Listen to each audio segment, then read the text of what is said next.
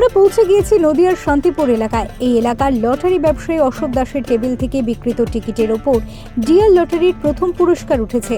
চলুন শুনে নিয়ে এই বিষয়ে কি বলছেন এই লটারির টিকিট বিক্রেতা। অশোক দাস। আর এই জায়গাটার নাম কি আছে? এটা শান্তিপুর স্টেশন রোড। এটা আপনার টেবিল থেকে প্রথম পুরস্কার উঠেছে, এটা আপনি কতটা খুশি? এতে আমি অনেকেই খুশি।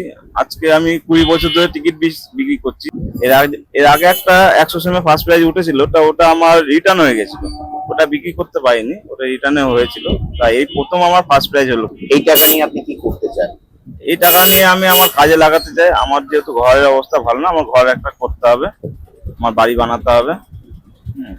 বর্তমানে ব্যবসা কেমন চলছে? বর্তমানে ব্যবসা এখন মোটামুটি ভালোই চলছে। আগের থেকে এখন বেচাকিনি বেড়েছে, কাস্টমার বেড়েছে ফার্স্ট প্রাইজ হওয়াতে। আগের থেকে এখন ব্যবসা ভালো চলছে। সামনে আবার পুজোর মরশুম আসছে, হ্যাঁ, কিরকম ব্যবসা আশা করছেন? ব্যবসা পুজোর মৌসুমে ব্যবসা আরো ভালো চলবে। এখন বর্ষা হলেও এখন ব্যবসা মোটামুটি ভালোই চলছে, কেননা ফার্স্ট প্রাইজ হওয়াতে প্রচারের জন্য। তারপর এখন আজকে শান্তিপুরে আজকে অনেক কটা ফার্স্ট প্রাইজ হয়েছে, আজকে আমার ঘরে হয়েছে। আজকে বেচাকিনি শান্তিপুর অনেকই বেড়েছে, আগে থেকে প্রচুর বেচাকিনি বেড়েছে, আর টেবিলও অনেক বেড়েছে। আজকে এই ব্যবসায় উৎসাহ, মানুষজন আসছে, আর টেবিলও বাড়ছে, বেচাকিনিও বাড়ছে, আর প্রাইজও বাড়ছে আস্তে আস্তে। আচ্ছা, এই তো রোদ জল বৃষ্টিতে এখানে বসেই তো ব্যবসা করছেন, হ্যাঁ, সংসারও চালাতে হচ্ছে, হ্যাঁ। কখনো কোনো অসুবিধা হয়েছে?